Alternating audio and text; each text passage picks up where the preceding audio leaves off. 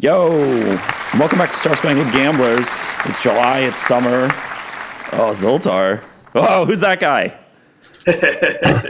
Everybody's pumped. iSavage, you want to introduce yourself for the people listening on the radio? Definitely. What's going on, everybody? This is iSavage, predicted trader from Chicago. Welcome to SSG fam. I'll do a boom boom toast to you, sir. Oh, is it boom boom time? Double it. Oh, let's make some money, boys. Ooh. So, wait, let me back up for a second, fellas. This is Spangled Gamblers. I'm King Dog. I'm your host. I'm pretty sure this is the best podcast probably in America. Definitely the best podcast about gambling and politics. I got the two best rivals in the game with me today. This is like a WWE walkout. iSavage. Reminiscent of the Mega Powers days when the Honky Tonk Man was about to take a guitar to the head of Hulk Hogan, and all of a sudden, Macho Man and Hulk Hogan came in the ring, beat up Ted DiBiase and the Honky Tonk Man. Great moment. Wait, so who's iSavage in this? I don't know. I think you probably Hulk Hogan. I mean, only logically, iSavage, Randy Macho Man Savage. That's the only way that can go. By the way, I got the Savage shades on today. Great man. R.I.P. Randy Savage. So I've always thought about it this way. To me, life is really just like one long, ongoing Top Gun metaphor. Mm-hmm. And iSavage, I think of you as Iceman. Like, you don't make mistakes. You're always on. Like, I feel like you don't have bad days. I feel like I'm more like we, Zoltar and me, like we're like Maverick and Goose. Sometimes we are the best guys in the sky, and sometimes we just fuck up and get people killed riding behind us. We definitely take more risks. I don't like you because you're dangerous. That's right. Very, very high risk traders here. By the way, can't wait for that sequel coming out pretty soon. Yeah. Top Gun 2. Do you want to comment, iSavage? Are you cool with being Iceman? Are you a Val Kilmer guy? You guys might kick me off, but I'd probably have to see that movie before that metaphor resonates. You have not seen Top Gun, sir? Not part of my upbringing, I guess you could say. Oh my no. God, Jesus Christ! Yeah. What year were you born in? 1980. But you should have seen that. It's just not in my. I know I've seen parts of it. It's just not in my. It's a great movie. Real talk. Hold on. Real talk, iSavage. Yes. You're from the South Side. You're very forward about being from the South Side of Chicago. Is Top Gun like porn for like white suburban people, and people on the South Side are like, I don't have time for that shit? No, I just feel like so many of the references go over my head to the point where I should probably see it at some point, and I think it resonates with a lot of people. But it's just it's just not my go-to. Not my go-to reference point. So speaking of the South Side, though, okay, it's a political gambling podcast. This isn't. I would love for it to be a Top Gun podcast. I would love to talk about Top Gun and every day on this podcast. South Side Chicago. I don't know if Kanye's from the South Side or is he from like where's he from? Anyway, Kanye West is running for president, or is he? Yes, he is. Wait, but where's he from? Sorry, I'm stepping on all my lines here.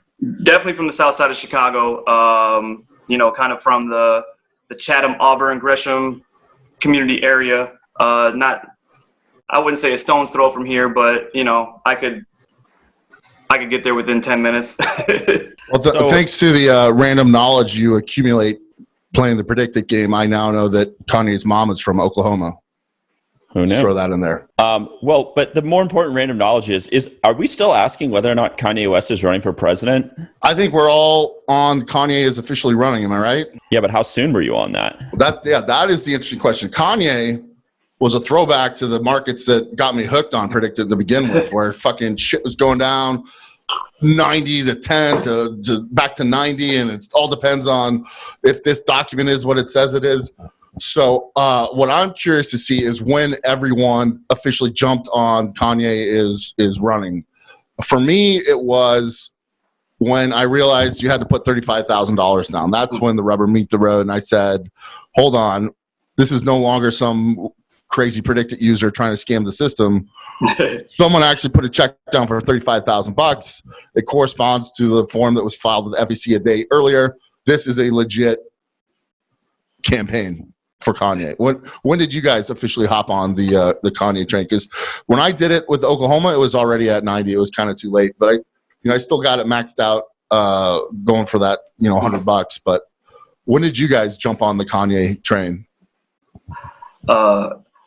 I tell you what, I'm with you, man. This is such a throwback market to me with the roller coasters and the arguing back and forth of what's legit, and any legit predicted trader had half their family pissed off at them on July 4th when he tweeted that out, and they became instantly distracted about how the market was swinging. So, definitely that was not when I got on, because I mean it was just Did you initially think shenanigans? Because that was my gut initially when I saw that article about the random property in Wyoming that he bought. Yeah. It just seemed too perfect to me. I said, if someone's setting up a fake FEC form, this would be the random tidbit they would tie it into. Well, we've had fake polls. What do we have? We've had fake polls. Now we have fake campaigns. There's been a lot of scamming on Predicted that I think it's amazing, but I like to laugh, and it's not really my money. Do we know who's responsible for the fake polls? Did anyone ever claim credit for that? I think we do, but I don't know. They're Twitter. They've got Twitter hash. Twitter. I don't know. Whatever. Well, one thing I immediately thought of when this whole Kanye thing happened was the campaign of D's Nuts in 2016, and I said, if D's Nuts was run in 2016, then someone could easily just throw in an FCC form, say it's Kanye 2020, find a random article about a property he bought in Wyoming, 10 years ago, tie it to that, and hope it catches. So initially, that's what I thought was happening. I thought we had a very clever predicted user who was scamming the system.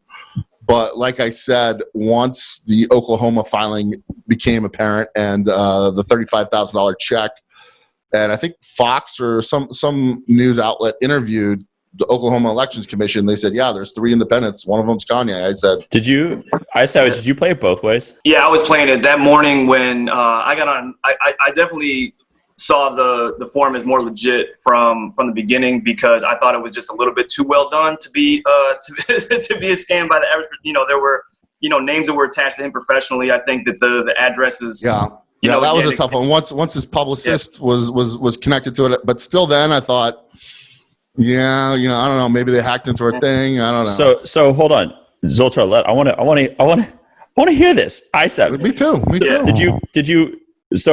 Did you play, did you just take it all the way to the top, or were you did you anticipate stupidity and flip both sides of that trade?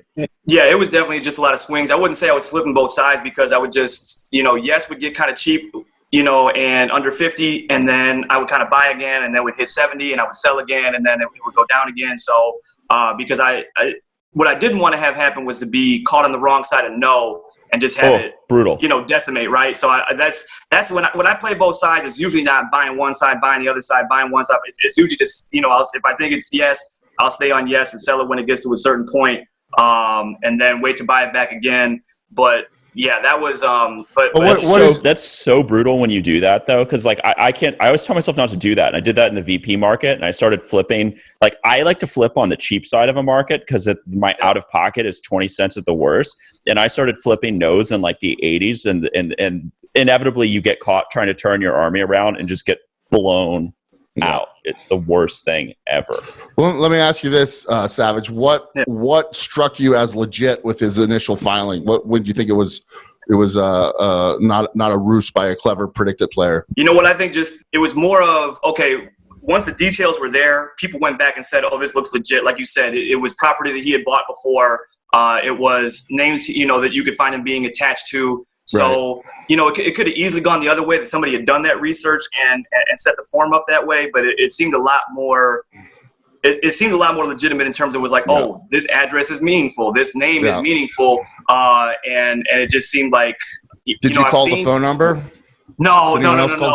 But that's where I was kind of trusting. I called the phone number. Phone number just went to voicemail, and then I tried to look up the notary. And she was a legit Miami person. I tried to call her to see if she met Kanye the day before. But ultimately, we're all grown men. I had to get to the point where I said, look, if this is a fake, then I will donate some money to this, because this was a goddamn great effort if they were able to tie in all these little threads together. Yeah. So, but you were talking about iSavage. You used a well-timed word, which was, is this meaningful? And I guess the question that we owe our listeners before we move off of this topic is, given that there now is an election featuring Kanye West on the ticket in at least one state, is this meaningful? From my perspective, I would say no. I don't think that there are going to be people who sit 3 hours in line. People who have, been angsty to vote for 4 years, for or against Trump, to be honest, that are going to say, you know what, let me just meme my vote real quick because, let's have some fun here. I don't think that there's a contingency of voters who Kanye West is not going to pull a meaningful amount of vote from Joe Biden. I don't think that anybody has made that decision. So you think he'll pull from Biden more than Trump? You know what? The only potential impact I see that he could have is if there's a contingency of voters out there who really weren't thinking about voting and kind of show up to vote for Kanye. But I don't think that anybody has resigned themselves to voting for Biden and then is going to vote for Kanye instead. I think that it's interesting because clearly Trump's strategy, or he might be through and discarded with 10 strategies between now and November, but like clearly his strategy was to try and peel off enough black votes to maybe matter on the margin. But I don't know. I feel like Kanye West is just a rock star who's bored because rock stars can't play shows right now, and he's going to get bored with I just can't imagine him like actually actively campaigning. And even if he did, I can't imagine it actually mattering. No, that's only going to be people vote for him as like a protest or a joke vote. Yeah. No one's going to legitimately want that man to run. Let me put it this way. Let's make a bet. Predict it if you're listening. Yes, sir. Will Kanye West get more votes or fewer votes than Ralph Nader in 2000? More. Oh, I would say much fewer. Much fewer. Is Nader even running? I mean, compared to his 2000 campaign. Oh, okay. Yeah. Then I'd say less. More or less than Jill Stein in 2016. Ooh. I think he'll get the third most. I think he'll get the third most. Savage, what'd you say? No, I'd still say much. I definitely less than Jill Stein. I just don't think that it's going to be I don't know what his contingency is going to be other than people who don't take voting seriously. And I think that, again, people who are going to take the effort to show up, they're not going to say, Kanye. If you're in the minority of people who actually vote in this country, by definition, you take voting seriously. Wasn't there a big group of people in the last election that said they held their nose and they couldn't vote for either, so they just went independent? Won't those people just vote Kanye this time? Those people are always around, but maybe they'll write in their mom's name. A lot of Facebook posts. Hey, I just voted yay. Whip-de-doo. Yeah. I mean, he's not even going to be in the ballot on most states, so he's not going to outperform these guys. Let's can we go to the mailbag? How do you guys feel about slapping the mailbag? Sure. Let's go. I'm actually stealing. So one of the boys out there, Taloflex, tweeted about. I guess there's been a lot of conversation about Ruth Bader Ginsburg. She's maybe been ill. Yeah. She put out a release this week that said she's treating cancer again. She's 87.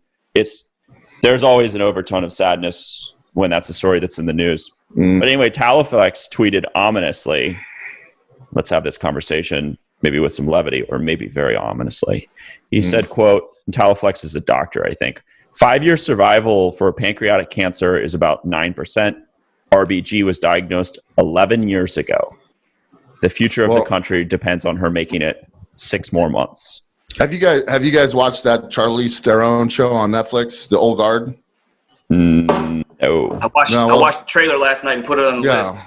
It's about these super soldiers that they're kind of like vampires. You shoot them, they die, and then they just come right back to life. I have a theory that Ginsburg is one of those soldiers because she just does not die. So I think I'd ever bet against her croaking out before the next election. She's a truck. Yeah, there's no question. That girl's a fighter. Yeah. I mean, I think that even if you want to go back to the statistics that you just shared, that 9% survival rate includes people who don't have health care, who had very poor health prior to, and then it has people on the other side like Ruth Bader Ginsburg, who is fortunate enough to live in a bubble and have the the comfort of being a Supreme Court justice. She'll get a private jet to whoever the best cancer specialist is in the whole world and have round-the-clock treatment until she's better. So I agree. I'm sort of going to those of you who are regular listeners, you'll notice the Pratik isn't here. So I'm going to kind of channel Pratik. The tweet market killer. Yeah, maybe someone put a hit out on him. I thought about this, so I went and pulled. I'm going to post on the blog about this too. By the way, visit the Star Spangled Gamblers blog at starspangledgamblers.com. So I went to reach that financial goal of getting to 0. Oh yeah, by the way, we're not losing money on this podcast anymore. Thank you to all of our What? Patreon subscribers. Dude, I wish I had another one of those confetti tubes. I would have set it off. All right. Note for Rennie, our wonderful editor. Let's get some confetti. Pow! Boom. What are we at? Up $20? If you're doing podcasts, you're not very good at counting money. So I have no idea what we're up, but I know that I'm not losing money anymore by doing this. Anyway, I was channeling Pratik on this question, and I pulled the last 4 Supreme Court justices: Sotomayor, Elena Kagan, who am I forgetting? Gorsuch, and of course Brett Kavanaugh. I think we've all blocked out the Kavanaugh confirmation. It was like the worst experience of political life ever. Great moment in politics. Good. It was good times unpredicted. Oh, that was when I started, by the way. That tripled my money in 1 week. When I learned about boofing for the first time. I think you've been boofing on this podcast before. Anyway, yeah, but the amount of time it takes to confirm a Supreme Court justice is like, give or take full speed, 10 to 12 weeks. So RBG doesn't have to last for 6 months to avoid like the World War III of Brett Kavanaugh confirmations. She has to last for like 3 months, 4 months, or something like that. Yeah. So I know that's very cynical, but who's that guy in the Teenage Mutant Ninja Turtles? It's just like a brain inside this like Krang. Yeah, she's like Krang, dude. They'll Krang her up just to keep her alive for a couple more weeks, just so we can avoid the next nomination. Don't you feel? I think that there's nobody, there's no better tactician and nobody more highly motivated than Mitch McConnell. So I think that what the normal confirmation time would be.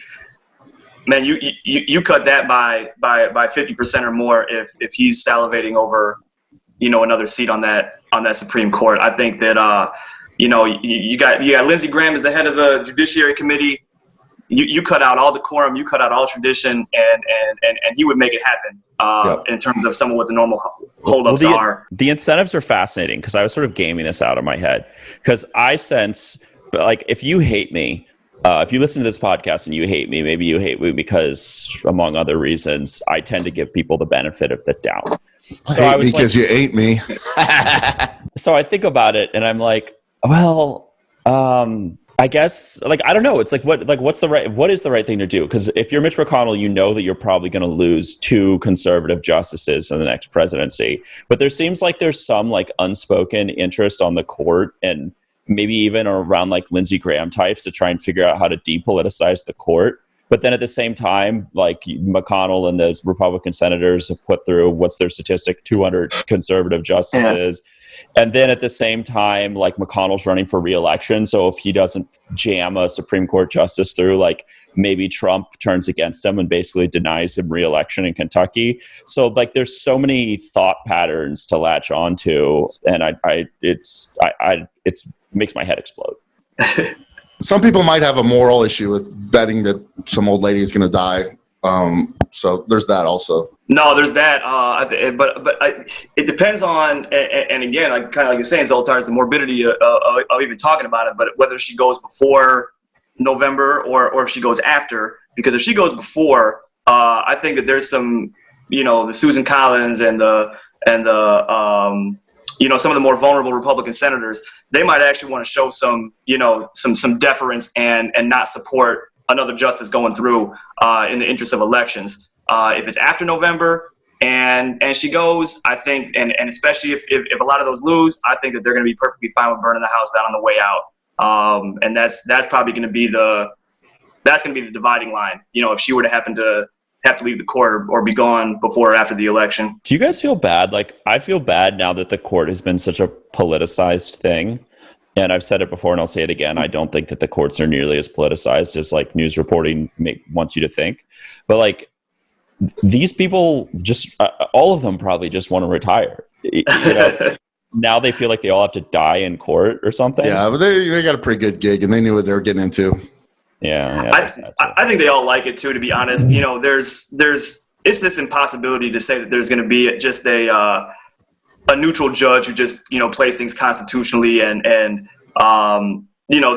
everybody comes to the table what their decisions are based on how they view things politically, and it's just kind of interesting to me where it's like if you you're an activist judge based on your decision, based on who doesn't like your vote. You know what I mean? And exactly. And both sides say that both sides are activist judges based on how they go sometimes. And I think that they like it. I think that they like the power that they have. I don't. How could you not? At all. Yeah. How could you not? But I don't know, but also when people were like, I know that there were conspiracy theories going around that like Samuel Alito or Clarence Thomas were going to retire so that Mitch McConnell had enough time to confirm. I'm like, I think part of being in the Supreme Court is you don't give a shit about that. I mean, it's like nice if it times out, but like you're like so ruggedly independent of politics that you wouldn't care if there was time to replace you. Except I think they do kind of care. I don't know. It's a big black box. I think Clarence Thomas is going to get some leaning on him come September, come October, to be honest with you. And I don't think he's going to like it whatsoever. But I think that there's going to be some people leaning on him to retire if it looks like doomsday for Trump. And I don't think he's going to be susceptible to it. Have you held that bet? Like I've at times held the Clarence Thomas will be next to retire bet, but I think that's a good one to jump onto now with the Ginsburg news. Yeah. Even if you win Ginsburg, you'll win like 20 cents and then you're rooting for an old lady to die. It's kind of like, is that worth 20 cents? Just go for like the Thomas long shot. Ooh. Now's a good timing. Conspiracy theory coming in. Mm-hmm. Mm-hmm. I agree with Zoltar because I also think that when the rumblings come in, even if he's not susceptible to it, if Ginsburg is healthy, you buy some 17, 18 cents, Thomas to retire next. When you hear the rumblings of, it's one of those things you got to keep your finger on the pulse of conservative media because they're going to be the ones who are going to be talking about it first. Should Thomas retire to give Trump one more seat to keep it safe? That's when that 18 cents will turn into a quarter or 30 cents just on the rumors. Can I try conspiracy theory on you guys? I love conspiracy theories. Love it. Okay, so somewhere backroom Washington D.C. right now, Joe Pizzagate. Biden, Mitch McConnell, not at a pizza restaurant. Joe Biden, Mitch McConnell, and Chuck Schumer are all chilling out, and they're like, "Let's get Clarence Thomas and RBG to retire tomorrow, and we'll just do like a 1-1 trade." A double. That's interesting. That's bold. Yeah. Has that ever been done? I don't think that's ever been done in the Supreme Court, right? I don't know. I'm asking if you think it'll be done because that's a betting strategy. That's interesting. Yeah, I like that. Then you might have to get down to the alphabet game with the rules. Yeah. Ginsburg wins the alphabet vote. Yeah. The only reason I would bet against that is I think that McConnell is the supreme partisan, and I really don't think that he likes to negotiate with Democrats. Yeah, he doesn't trust them on a real level. Like he is. The gloves are off, and they completely hate each other, and no one trusts each other enough to come up with a deal like that at this point. I don't think. Yeah. Although I like the idea, it's a great outside the box theory. Yeah, somebody like Boehner maybe, but not McConnell. He's for real. I view Mitch McConnell, like I say a lot on this podcast, that I like to play the man. I don't like to play the numbers. I don't like to play the ball. I like to play the man. And I feel like Mitch McConnell, like you can draw a straight line from like Lyndon Johnson to Robert Byrd to Harry Reid to Mitch McConnell. Like those are all like, I feel like whatever you would anticipate the one to do, you would anticipate the other to do. Like he's not a motivator. He's not an inspirer. He's just like how much gas do I need to pour into the machine to get it to spit out the outcome? It's just like you said, it's just a different type of politician. And I mean, it shows where he's still around and he's probably going to stay around. And Paul Ryan couldn't cut it in this environment. You know what I'm saying? Mitch McConnell knew how to adapt. I really personally don't like the guy, but he knows what he's doing to get what he wants done. He's the Godfather, Republican God. But it shows you how bad of a shape the Republican Party's in, that Mitch McConnell is. He's the one who's like trying to set the message because like everyone else is just hiding behind Trump's increasingly large rear end, to try and survive this cycle. All right. So is anyone not holding RBG to be the next Supreme Court justice out? I think I'm going to buy some Thomas today based on this conversation. Yeah, I'm not holding her to be next out. I think she. Yeah, and that's one of those markets that just stays open forever. So I like putting them in quicker markets than that. I think I'm holding her at like 68 or something like that. What do you guys think about this, though? There's all these markets. Will Trump's replacement be a female? Will Trump's next appointee be Amy Coney Barrett or Amal Thapar or whoever it might be? I'm not betting in those, but I would think that whoever they pick, they'll pick for the purposes of if the situation arises. they would pick someone who would just be really good for like a press release trolling Democrats because it's someone who's female or someone who's not white, and the Democrats don't want to seat them or something. I feel like it'll be a full troll pick and like less of a practical pick. Yeah, well, the playbook's out. Find the sex scandal, even if you have to go all the way back to high school and look at inside joke yearbook references. So it'd be kind of tough to use that playbook on a female. Yeah. So I could see Trump going that way, but like I said, it's one of those markets that can be open forever. So I just don't have the patience. I'm too ADD for that stuff. I think if the decision comes before the election, you would go towards the female pick. If it's after the election, it's a little bit more wide open because I think it would be. And again, maybe the public is so fed up with the Kavanaugh stuff that they'll go with another male just to show if they're going to pull that same playbook out again, and people will be even more annoyed with it. Who knows? Yeah, also, Trump doesn't care. No one wanted him to pick Brett Kavanaugh, was my understanding, and he did it anyway. Yeah, that market got me. I was like, oh, this guy coaches girls' soccer or basketball teams. He's a freaking saint. 2 weeks later, I'm learning about the Devil's Triangle. God help me if I ever get a Supreme Court nomination. Well, Zoltar, I don't think any of us are holding our breath for you to be seated at the Supreme Court. We never know. We never know. Well, you might have to change your attire. God, if they went back to my high school, it's over. I'd just resign right then. All right, guys, we've got time for. Actually, Zoltar, you wanted to tease something. We're sort of in the back half of the show now. Okay, so usually I do my Zoltar pick. I'm gonna remix it up a little bit. I am going to do the mystery market. There is a Trump market out there that I think is really tasty. It's undervalued. It's under 50 cents. And I want to see if any of you fuckers can figure it out. If you can, it's a contest. Whoever figures it out, tweet me the market. And there's the most important part, the reason it's undervalued. There's a specific reason I think one of these Trump markets is undervalued. If you are the first one to correctly give me the market and the reason, I will send you a mini Zoltar machine care of Amazon. Those are literally the worst hints I've ever seen in my life. Can you say something other than it involves Trump and it's undervalued? Let me think. It's got a legal thing. It's got a legal connotation to it. So that might have made it very obvious. It's a legal market on a website that's about betting on politics and involves Trump, who's the president of the United States. Yes, and it's undervalued. It's under 50 cents. And there's a specific reason I think it's undervalued. So it's undervalued. It involves Trump and the law, and it's under 50 cents. Good luck. Good luck, fam. You'll see. I'll get some. I might know what it is, but I'll talk you offline on that. Yeah, put it on Twitter, and I'll send you a mini Zoltar. You can put it in the background of the next interview. This sounds like a classic market that we like to be on, maybe opposite sides of, but it's the kind of market that we miss for sure. It sounds like. You look excited. I'll give another big hint. Here's another big hint. Yeah. It's gonna pop if Trump loses the election.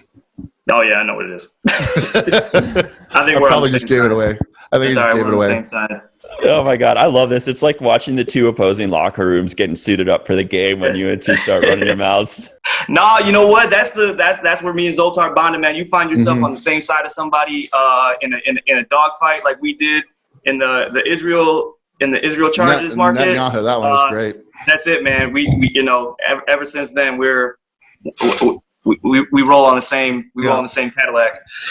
Yeah, and the one we butted heads on was the census market. Just say that again. We're rolling in the same Cadillac. That's it. Please, let's make a T-shirt. Rolling in the same Cadillac. Let's go, boys. Okay, but let's be positive here for a second. Who do you guys like? Zoltar, like Savage. Who are like the traders that you're like? If I'm on the same side as that guy, I'm like, okay, like I feel a little better about this shaky position that I put myself in. I think AG123. He's a legend. He came the closest to the perfect trade of all time. Totally. And when I started out, I sent him some stuff, and I was like, here's some research I did on this market. What do you think? And he was like one of the only pros that like actually gave me some good feedback. So I always got a soft spot in my heart for him. iSavage, although I hate him, he does his research. I'm right here. So, and I will say this, the SSG post he did comparing me to the Undertaker's theme music whenever he sees me start trash talking, that almost brought a tear to my eye. That was one of the greatest things I've ever read in my life. They might have to read that at my funeral. I might read it on the next podcast. But yeah, iSavage is on the rotation. I like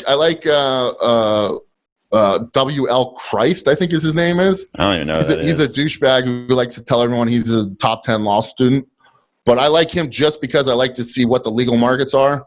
So he'll always start, talking trash on markets that I might not bet with him, but I'm interested in the markets he's interested in because he might notice something that I missed out on. I got my, the same people probably everybody would say, but it's, Jipkin is who he is for a reason. DMP is who he is for a reason. Base level is great. AG is he's not just a great trader. He's, he's a good tactician as well.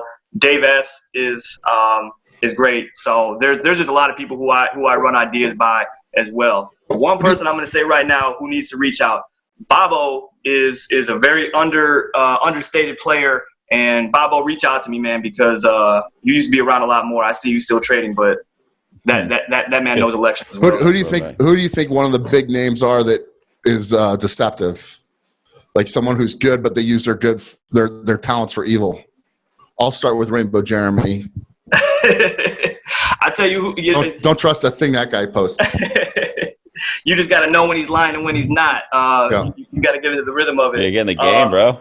Yeah. Here's the trick. People don't lie on Twitter. They lie. They lie on discussion boards. They don't lie on Twitter.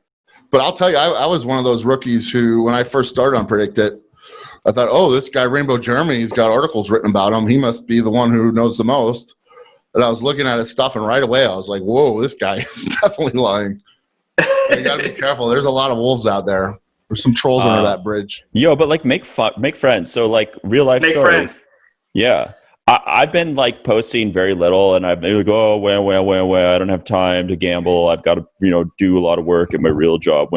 Guess what? When Kanye filed those papers, do you know how many people DM'd me like, yo, Keen Dog, jump on this right now. It hasn't hit the hasn't hit the news wire yet. Jump in right now. Make friends, dude. It's like, that's how the cabal is created. Cabal is not, a formal meeting. It's just people paying it forward over and over again until groups start organically forming. So the best way you want to get a pro to give you some nuggets is give that pro some nuggets. Don't just come in there with, hey, what do you like in this market? Like, dude, I don't know. I'm not going to do the research for you. But if you're like, hey, I researched this random, election, and did you notice this, and this? Oh, that's some good stuff here, and I'll give you something back. That's how you start getting. It's like Scarface. You have to kill someone for Tony Lopez on spec to get work from Tony Lopez. You're not just going to head the cartel, dude. You got to earn your spot. Well, let me tip my hat. Domer's the guy that I always like. To me, the most trusted. I think the best trader that will speak occasionally publicly about what he's doing is Domer. And then it's always if you are just a lazy Predict It guy, just wait to see what bets he takes publicly on Twitter and go with them because when he starts fishing for public bets because he's already maxed out on Twitter or on Predict It, that's a good sign that he's got something on lockdown. Yeah, and of course you, iSavage. I said at the beginning, you're my ice man. Well, you guys, we got about 3 minutes left here. You want to say anything to the world before you're done? You want to give them a secret bet or just smile and nod? I usually just smile and nod. Just keep your eye on that Flynn market. That's going to be fun. That's the shit show media circus I predicted is definitely even worse than I thought it would be. But that's a fun one to just keep your eye on. And there might be some surprises in stone. But other than that, we got to get some more exciting markets. Yeah, let's go. I'm hoping that Kanye – this is what I'm hoping. I'm hoping that Kanye says – he actually didn't file those FEC forms. So then it becomes a rule cuck of if some of his staff filed them on his behalf, but didn't actually get his direct permission, does that count? And I'm sure the people that Predict It are sweating bullets hoping that scenario doesn't play out. But I love seeing Predict It come up with a market they think is simple and straightforward, and then have it just turn to shit. And Kanye's the greatest example. I made a lot of money based on that, and it comes more infrequently than it used to. I think the only thing I gotta say is I made my debut on the show talking about what a lock that Texas and Ohio and Florida are for Republicans, and we spend this whole time not even talking about elections like this. And obviously I gotta take those back, saying they're a lock because this is nothing is going well anywhere for them. And so you think Texas could go Dems?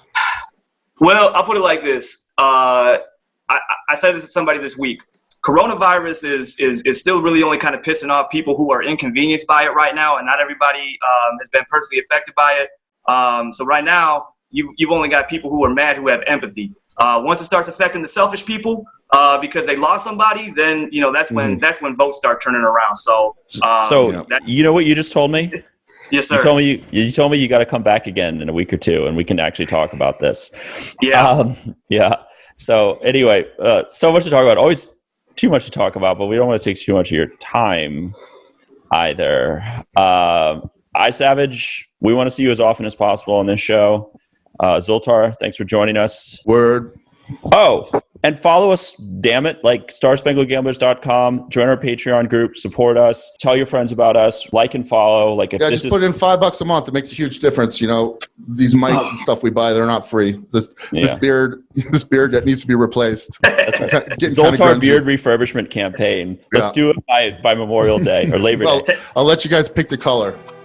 Take some of that Kanye money and throw it over here. Exactly. Yeah. All right. This has been Star Spangled Gamblers. You guys are awesome. I'm Keen Dog. Good night. Cowboy Butts drive me nuts. Me Much too. respect.